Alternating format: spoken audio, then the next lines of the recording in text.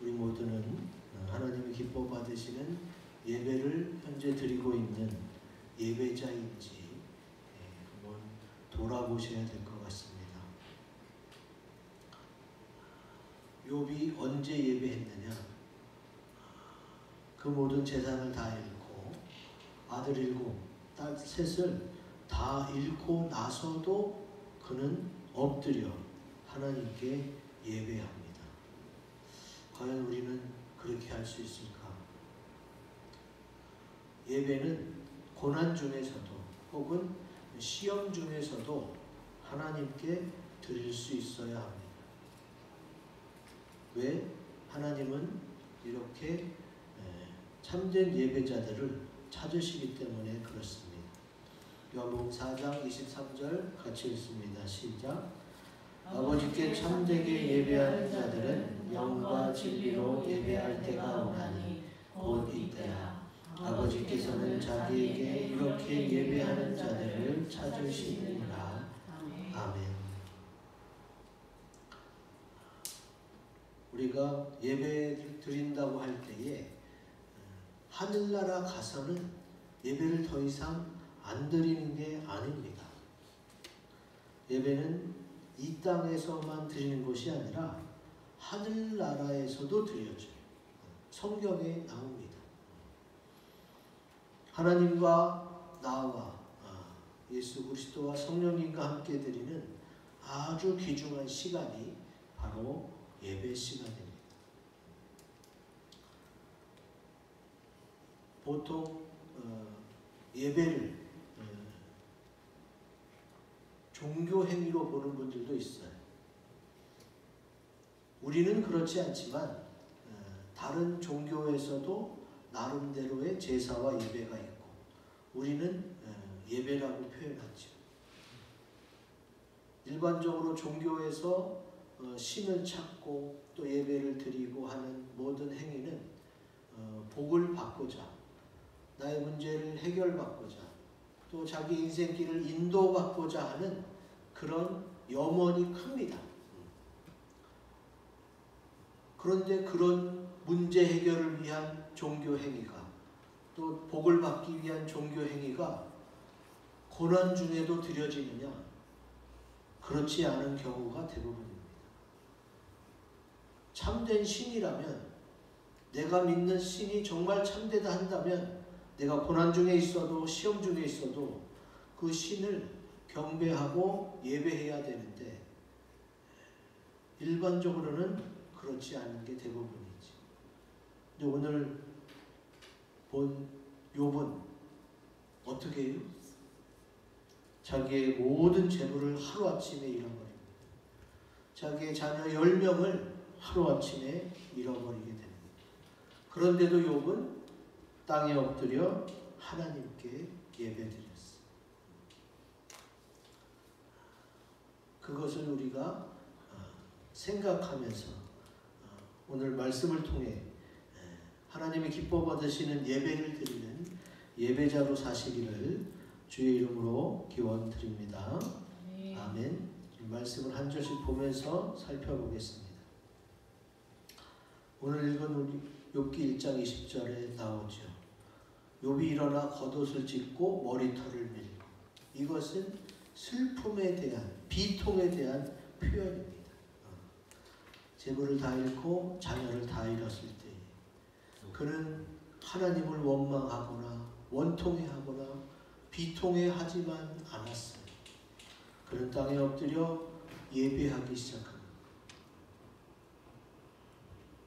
자, 여기서 우리가 알 수 있는 하나님이 기뻐 받으시는 예배자의 자세를 알 수가 있는데 우리 크고 굵은 곳이 같이 읽습니다. 시작. 비장한 마음이 있어야 합니다. 아멘. 오늘 성경에는 이런 단어는 안 나와요. 우리가 유추해 봤을 때 그렇다는 거죠. 비장하다는 게 무슨 뜻이냐? 이게 슬퍼할 비자. 슬프면서도 그 감정을 억누르고 씩씩하고 장하게 견디면서 이겨내는 행위를 비장하다 이렇게 표현합니다. 지금 욥이 그 마음 상태가 비장하지 않겠어요? 자기가 여태까지 일어나왔던 과업, 재물들을 다 잃었어요. 그거보다 더 슬픈 건 자녀들이 다 죽은 거예요. 하루아침에. 자녀를 한 명만 잃어도요, 평생 가슴에 묻고 사는 게 부모예요. 근데 10명을 하루아침에 잃어버린 부모는 어떻게 정신을 차릴 수 있겠어요? 욥의 비장한 마음을 알 수가 있고, 그리고 여기서 이 욥이 예배했다의 예배는 히브리어로 샤하라는 단어입니다. 샤하. 기도로 하나님을 경배하다, 예배하다는 뜻인데, 이 단어가 아브라함이 예배할 때도 쓰였어요. 창세기 22장 5절 같이 읽습니다. 시작. 예 아브라함이 종들에게 이르되 너희는 아기와 함께 여기서 기다리라. 내가 아이와 함께 저기 가서 예배하고 우리가 너희에게로 돌아오리라 하고. 아멘.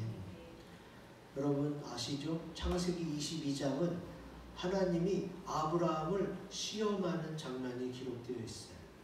내 독자 사랑하는 이삭을 내가 지시하는 곳에 가서 번제로 드려라. 번제로 드린다는 것은 죽인다는 거예요. 하나님이 아들을 주셔놓고 그 아들을 바치라는 거예요. 그래서 아브라함이 아들 이삭과 종들과 함께 하나님이 지시하는 곳으로 갔어요. 거의 다 다다랐을 때에 종들은 남겨놓고 아버지 아브라함과 아들 이삭만 제사할 높은 산으로 올라갑니다. 그때에 쓰인 이 예배라는 단어도 샤하예요. 샤하. 욥이 땅에 엎드려 예배할 때의 그 예배랑 같은 의미예요. 참 하나님은 성경에 아주 정확하게 기록해놨어요. 욥이 재물과 자녀들을 다 잃어버렸을 때 그 마음과 이제 아브라함이 좀 있으면 아들을 번제로 드려야 되는 그런 마음과 얼마나 많이 비슷할까요? 정확히는 모르겠지만 굉장히 비장했을 겁니다. 이제 눈에 넣어도 아프지 않은 100세에 얻은 아들을 이제 좀 있으면 죽여야 하고 지금의 이 시간이 마지막일지 모르는 비장한 마음이 들지 않을 수가 없습니다. 주님은 욥에게 또 아브라함에게 왜 이런 걸 시험하면서 예배를 원하셨을까?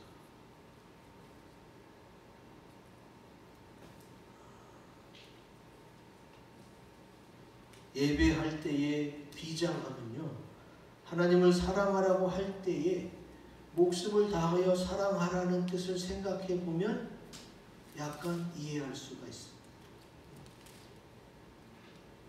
마가복음 12장 29절 30절 같이 읽습니다. 시작. 예수께서 대답하시되 첫째는 이것이니 이스라엘아 들으라. 주 곧 우리 하나님은 유일한 주시라. 내 마음을 다하고 목숨을 다하고 뜻을 다하고 힘을 다하여 주 너의 하나님을 사랑하라 하시는 것이요. 아멘. 주님 우리에게 원하시는 첫 번째가 사랑인데 그 사랑을 마음과 뜻과 힘과 정성을 다하는 것뿐만 아니라 목숨까지 다해야 돼요. 목숨까지. 이 가운데 왜 목숨이 들어간다를 오늘 욥과 아브라함의 예배를 통해 우리가 알 수 있게 됩니다. 하나님께 예배할 때는 이미 다 잃고 하나님밖에 없다는 마지막 같은, 또 이게 이삭과의 마지막 시간이 될지도 모른다는 그런 비장한 마음으로 하나님께 예배 드릴 때에 하나님이 그 예배를 기쁘게 받으시는구나 라는 사실을 알 수가 있는 것.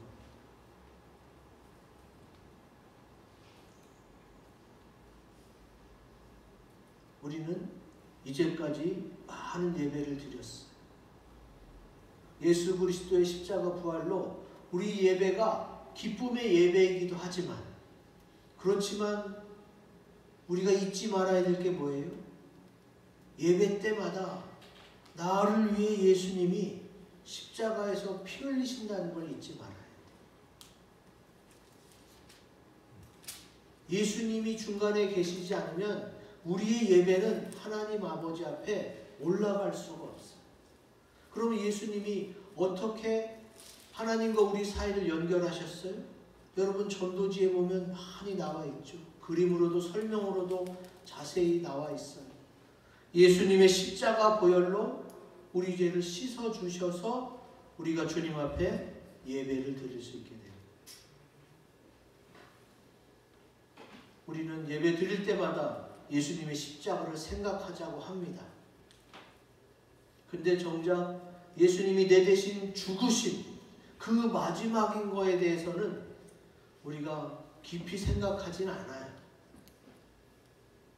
왜? 예수님이 다시 살아나셨기 때문에.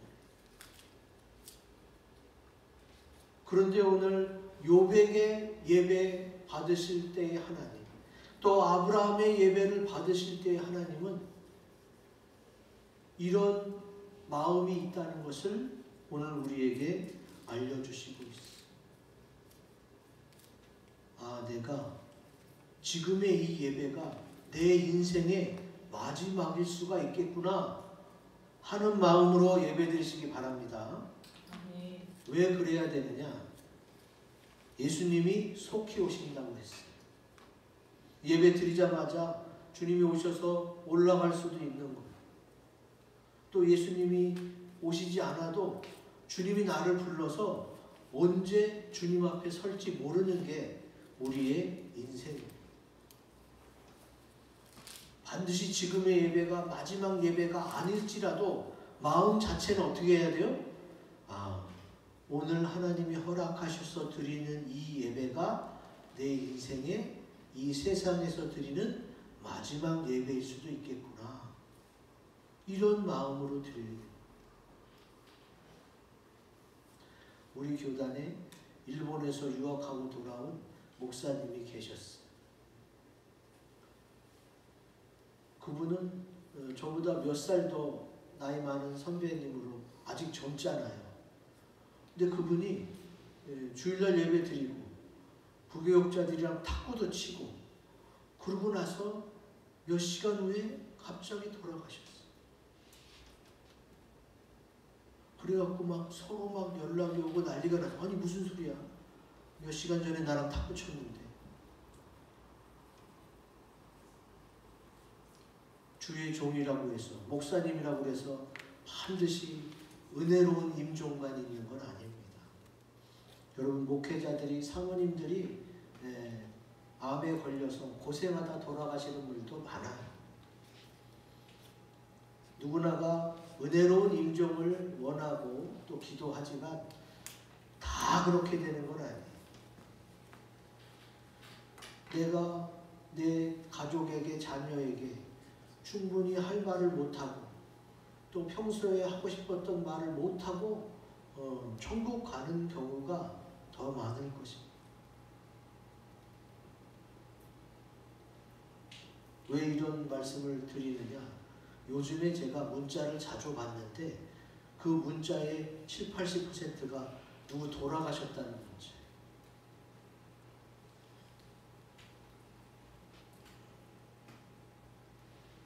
우리는 이 땅에서도 예배 드립니다. 그리고 하늘나라 가서도 예배 드려요.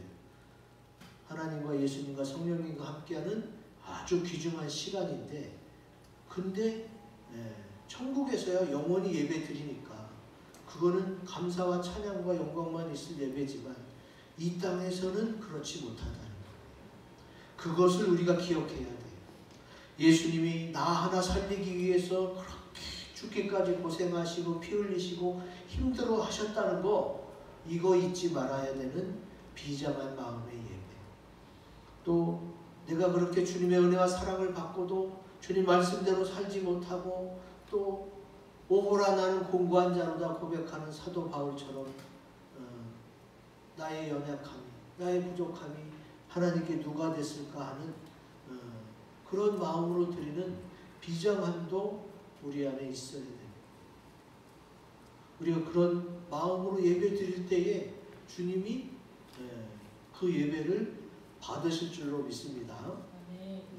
막 슬퍼하고 막 이런 말씀을 드리는 게 아니라 비장함은 있어야 된다. 아, 그래, 오늘 이 예배가 내 인생의 이 땅에서의 마지막 예배가 될 수도 모른다. 그렇다면 어떻게 돼요?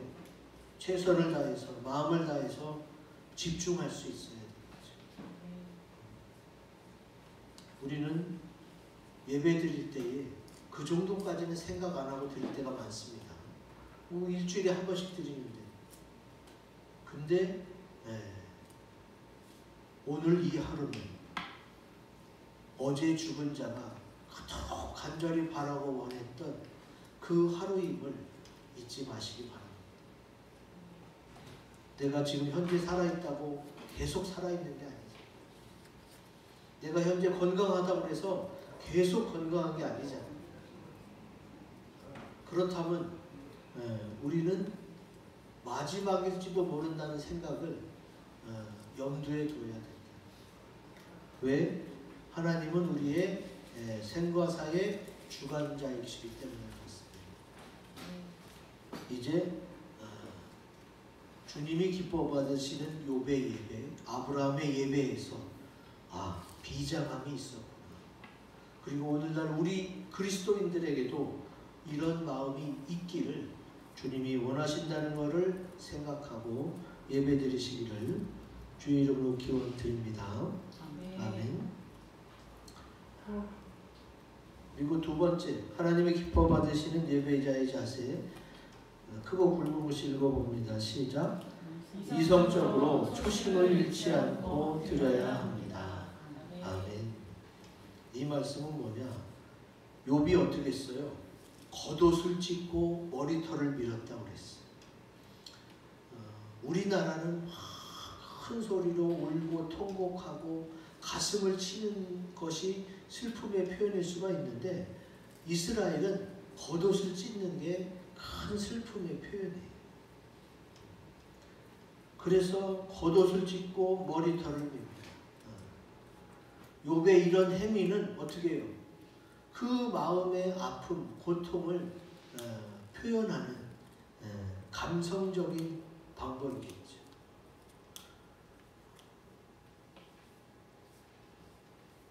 그러나 그가 이제 땅에 엎드려 예배하면서 어떻게 해요? 감성적으로만 하지 않습니다. 사실 재물을 다 잃고 자녀를 다 잃었을 때에 부모가 제정신이겠어요? 어떻게 하나님께 감사와 찬양을 드릴 수가 있겠어요? 하나를 잃은 것도 아니고 다 잃었는데.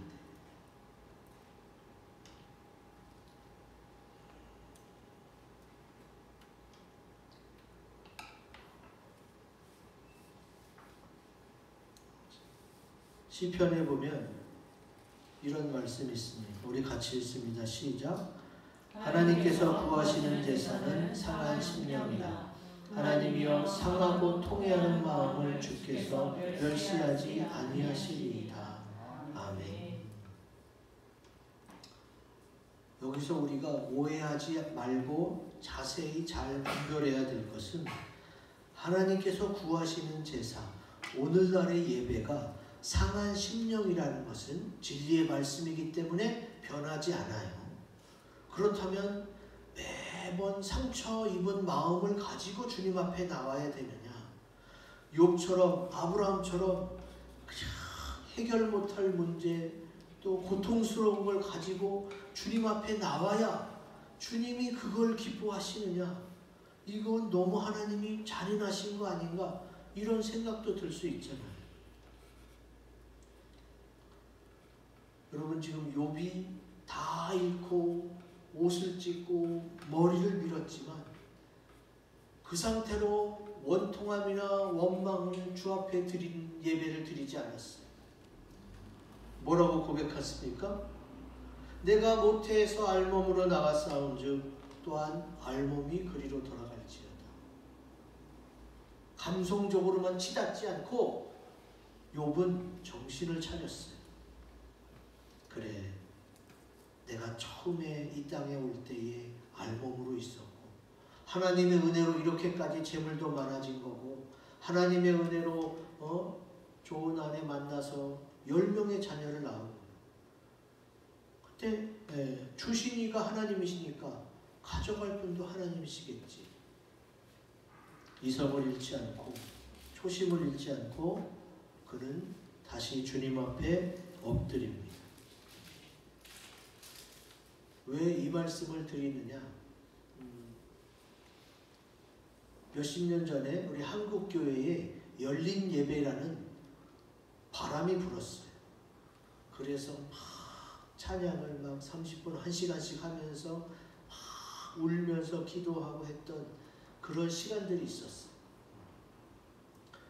그래서 한국교회 그 열린 예배 바람이 불어서 막 다 같이 따라했던 경험을 가지고 있어요. 근데 그 열린 예배 이후에 다 그런 건 아니지만 뭐가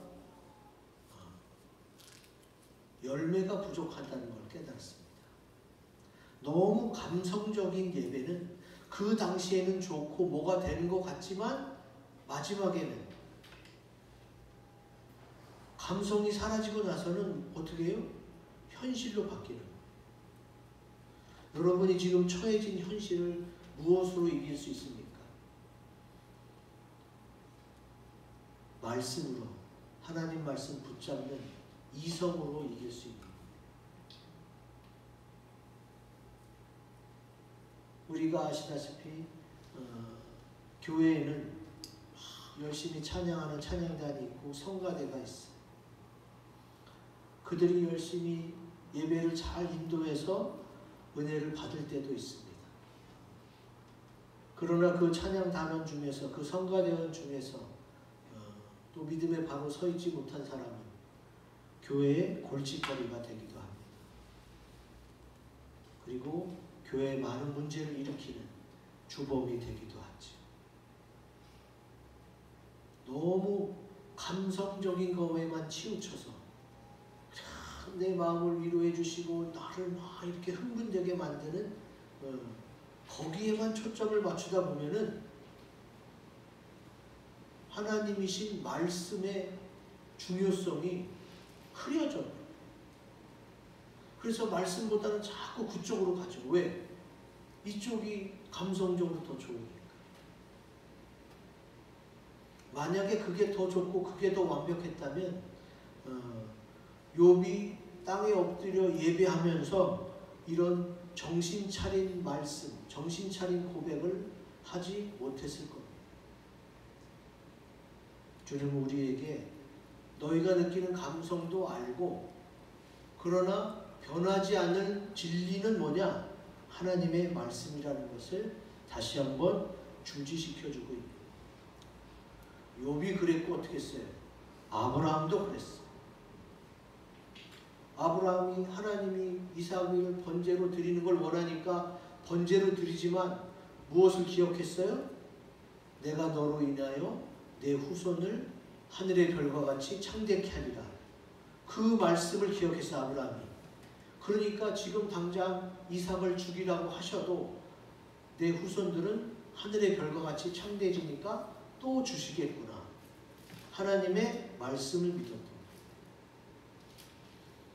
아니 하나님이 나에게 아들 이삭을 줄 때는 언제고 이제 뺏어갑니까? 막 이렇게 감성적으로 주님께 원망하며 달려들지 않았어요. 욥이 아브라함이 어떻게 그럴 수 있었느냐? 하나님의 말씀을 이성적으로 붙들었기 때문에.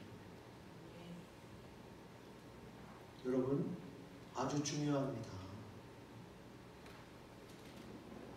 성령 충만해서 은혜로운 시간 그것도 중요해요.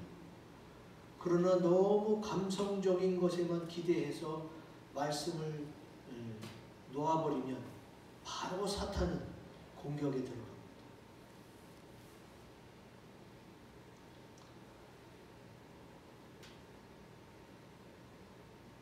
여기서 이 상한 심령의 개념을 다시 한번 깊이 묵상하자면 맨날 상처받아야 주님 앞에 나오는 것이 아니고 또 상처를 일부러 끄집어내서 슬픔을 장착하고 주님 앞에 나오는 것도 아니고 예배의 가장 기본이 되는 게 뭐예요? 예수님의 십자가라는 거예요. 예수님이 나를 위해 피 흘려 돌아가시면서 그 몸을 죽기까지 희생하셨던 그 십자가를 묵상하면서 나 같은 죄인을 위해서 주님이 이렇게까지 하셨구나 하는 그 주님의 마음을 헤아려서 주님 앞에 나오는 그 상태를 상한 심령이라고 하시는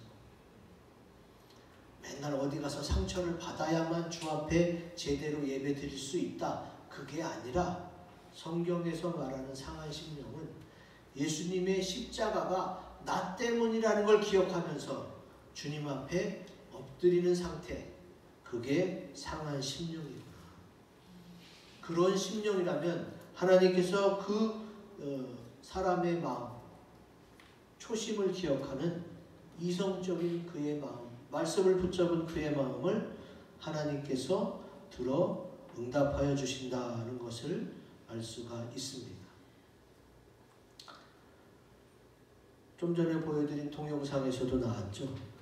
우리가 예배를 드릴 때에 마음의 평안을 얻기 위해서, 또 나의 문제를 해결하기 위해서, 내 마음의 위로와 감동을 위해서 드리는 예배가 있을 수는 있어요. 왜냐하면 초신자들은, 이제 처음 교회 나오고 예수 믿는 사람들은 하나님을 잘 모르기 때문에, 그러기 때문에 그런 게 필요해요. 마음의 평안, 문제 해결, 위로와 감동, 이런 게 당연히 필요하죠. 하나님을 잘 모르기 때문에. 그러나 하나님을 만나고 또 나를 위해 십자가 지신 예수님을 만난 사람의 예배는 그 정도 수준에 머물면 안 돼요. 우리가 나이가 벌써 10대이고 중학교 들어갔는데 얘가 계속 이제 어린이집 놀 때 그것만 자꾸 찾아봐요. 어떻게 그 부모가 그 아이를 케어하고 이끌어갈 수 있겠어요?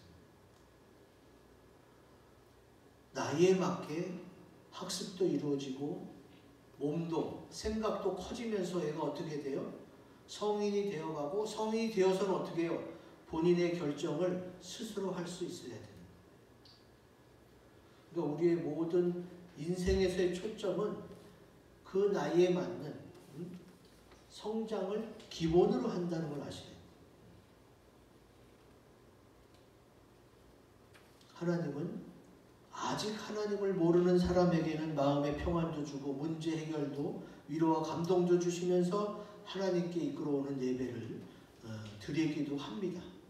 그러나 이미 주님을 만나고 주님의 은혜와 사랑을 아는 사람은 그 정도 예배에 만족해서는 안 되고 이제 욥과 아브라함처럼 고난과 시험이 있어도 이게 마지막일지도 모른다는 비장한 마음으로 주님을 찾아야 되고, 내게 당장 원하는 것이 이루어지지 않는 그런 답답함이 있어도 그래도 하나님은 나를 위해 예수님을 십자가에 달려 돌아가시게 하셨지, 지금도 성령님은 내 기도를 들어주시고 계시지 하는 기본적인 하늘 소망을 잃지 않고 살아가는 그 사람들의 예배를 주님이 받으시는 줄로 믿습니다.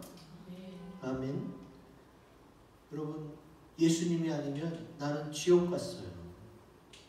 예수님의 십자가 보혈로 내 죄가 씻어진 거고, 그걸 믿은 사람이 교회가 되고 천국으로 갈 수 있는 거예요.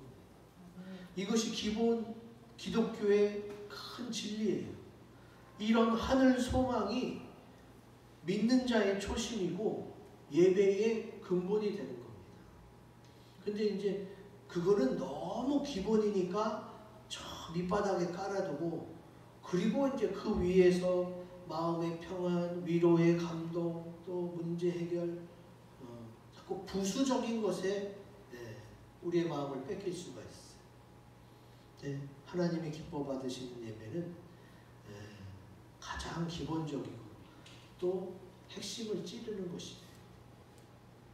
내가 정말 사람이 아니라 하나님 중심으로 지금 생각하는지, 그걸 돌아볼 수 있어요.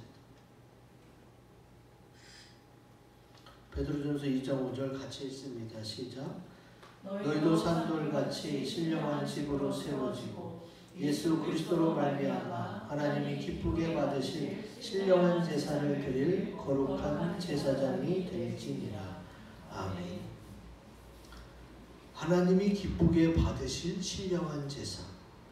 오늘 말씀의 핵심이죠. 근데 거룩한 제사장이 되라고 하십니다. 이 말씀을 들으면 많은 성도들이 이 얘기는 내 얘기가 아니네. 이거는 뭐 목사님이나 선교사님 얘기네 하고 쓱 발을 빼려고 할 수가 있어요. 왜? 자기는 거룩하지도 않거니와 제사장도 아니니까 난 이 얘기는 내 얘기가 아닌가 보네 하고 이 말씀과 멀어지려고 하는, 나랑 상관이 없다고 생각할 수 있는 그런 느낌이 있는데, 자, 중요한 게 뭐예요? 예수 그리스도로 말미암아요. 이 요절의 핵심은 뭐예요? 예수 그리스도로 말미암아요. 예수님이 십자가에 피 흘리신 것은 목사님, 선교사님을 위해서만 한 게 아니에요. 오늘날 예수를 믿고 구주 영접해서 천국에 갈 수 있는 모든 믿는 자를 위해서 예수님이 십자가를 지신 거예요. 그러니까 그 기본 위에, 그 초심 위에 어떻게 해요? 예수님이 그렇게 하셨으니까 그걸 믿으면은 주님의 은혜로 나도 거룩해질 수도 있고 제사장이 될 수도 있구나. 여기서 말하는 제사장은 교회를 대표하는 담임 목사만 의미하는 게 아니에요. 여러분이 각 가정의 제사장이 될 수가 있고, 그리고 마틴 루터가 주장한 게 뭐예요? 종교개혁의 창시자 마틴 루터가 만인 사제설, 만인이 다 제사장이다, 이런 주장을 하거든요. 그러면서 기독교의 일반화가 됐어요. 그게 뭐냐? 정말로 예수 믿는 사람 한 사람이 제사장이 돼서 하나님께 직접 기도하고 예배할 수 있는 그런 상태가 됐다는 게 바로 만인 제사장 설이에요. 그러면 어떻게 해요? 예수 믿는 사람 하나하나가 예수 그리스도로 말미암아 거룩한 제사장이 될 수 있어요. 이것이 바로 뭐예요? 우리 그리스도인의 기본 자세고 예배를 드리는 자의 기본 자세가 돼야 됩니다. 그러니까 어렵지 않아요. 예수 그리스도로 말미암아 되는 거니까 어렵지 않아요. 믿는 사람은 누구든지 할 수 있게 되는 겁니다.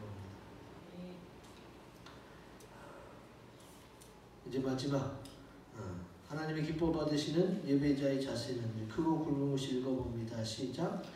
하나님을 향하여 있어야 합니다. 아멘.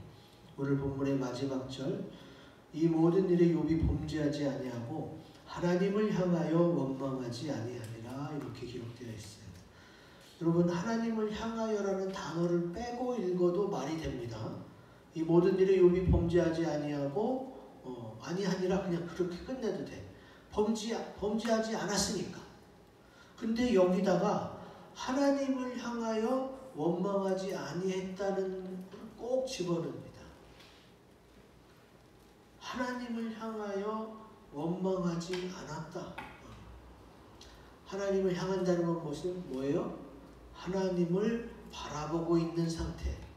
하나님과의 관계가 계속 유지되고 있는 상태를 의미해요.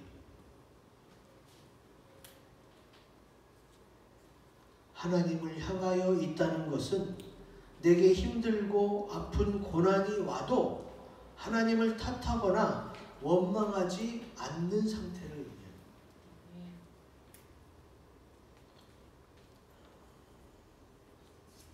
아무리 험한 고난, 정말 지금 욥과 같이, 아브라함 같이 하나님을 부인하고 싶은 그런 고난이 들이닥쳐도 하나님과 나와의 관계에는 그런 어떤 고난이라도 아무 영향도 줄 수 없다는 그런 자세가 바로 뭐예요?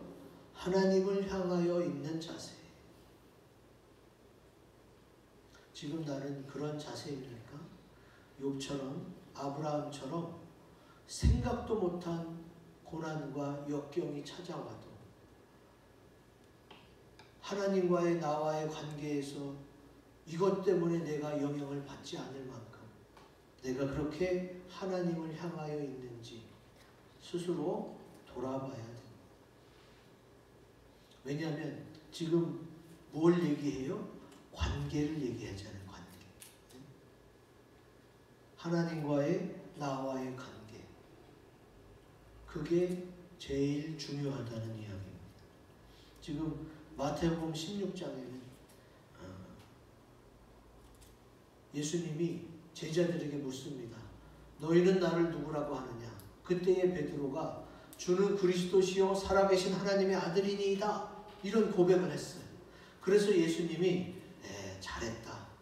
너의 그런 믿음의 고백 위에 교회를 세울 것이다. 이렇게 말씀하시고 나서 그리고 이제 주님이 십자가에 대해서 말씀하셨거든요. 제가 읽어드릴게요. 이때로부터 예수 그리스도께서 자기가 예루살렘에 올라가 장로들과 대제사장들과 서기관들에게 많은 고난을 받고 죽임을 당하고 제3일에 살아나야 할 것을 제자들에게 비로소 나타내시니 베드로가 예수를 붙들고 항변하여 이르되 주여 그리 마옵소서 이 일이 결코 주께 미치지 아니하리이다. 예수께서 돌이키시며 베드로에게 이르시되 사탄아 내 뒤로 물러가라. 너는 나를 넘어지게 하는 자로다. 내가 하나님의 일을 생각하지 아니하고 도리어 사람의 일을 생각하는도다 하시고. 지금 이 상황이 그렇습니다.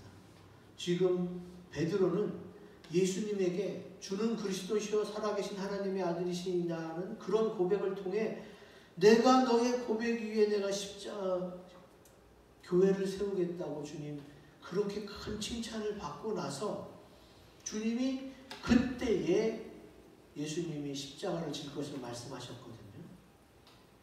근데 이제 베드로가 그 얘기를 듣자마자 항변했어요. 이 항변이라는 단어는 그냥 불쾌감을 표시한 정도가 아니에요. 그냥 그 사람을 붙들고 아니 이게 무슨 일이야 이렇게 하면 되겠냐고 굉장히 거세게 반대했다는 뜻이에요. 예수님은 좀 전에 베드로가 그렇게 고백했거든요. 주는 그리스도시고 살아계신 하나님의 아들이시다. 그렇게 고백한 베드로가 십자가 얘기를 하자마자 발끈한 거예요. 그러면 안 된다고 항변하는 거예요. 무엇 때문에? 하나님의 일을 생각하지 않고 사람의 일을 생각했기 때문에. 좀 전에 예수님이 그렇게 칭찬하고 믿을만 했던 베드로가 완전히 반대편에 서서 예수님을 힘들게 합니다. 그러면 예수님은 베드로와의 관계가 있잖아. 네가 갑자기 왜 이러는지 모르겠지만 좀 기다려봐. 내 얘기를 들어봐. 주님이 이렇게 달랠 수도 있는데 주님은 달래는 것보다 사탄아 내 뒤로 물러가라. 그래서 사람의 일 생각하지 말라고 하나님의 일 생각해야 된다고 호통치시잖아요. 여러분 이게 어떤 자세예요? 하나님 중심의 하나님을 향한 자세예요. 이런 믿음이 우리에게 있어야 하나님께 드려지는 예배가 하나님이 기뻐 받으실 예배가 되는 겁니다. 이것뿐만이 아니에요. 예수님이 막 기사를 베풀고 귀신을 쫓아내고 병든 자를 고치니까 고향 사람들이 예수님의 어머니와 그 형제들에게 야 니네 예수가 미쳤다. 야 가서 빨리 데리고 와라. 그래서 그 얘기 듣고 예수님을 잡으러 오니까 예수님이 누가 내 형제며 누가 내 모친이냐. 혈육이 아니라 지금 나를 믿고 따르는 너희가 내 형제요 모친이다. 이렇게 말씀하신 내용도 있잖아요. 그러면 그때 예수님은 뭐냐? 하나님을 향하여 있는 예배자의 모습입니다. 여러분 이게 쉽지 않습니다. 교회 안에서 이미 하나님과의 사람들과의 관계가 이루어졌잖아요. 그런데 하나님과의 관계, 사람들과의 관계가 충돌했을 때에 하나님은 어떻게 하나님의 관계를 최우선시하는 하나님의 일을 생각하는 예배자가 되라고 주님께서 말씀하고 계시는 거예요.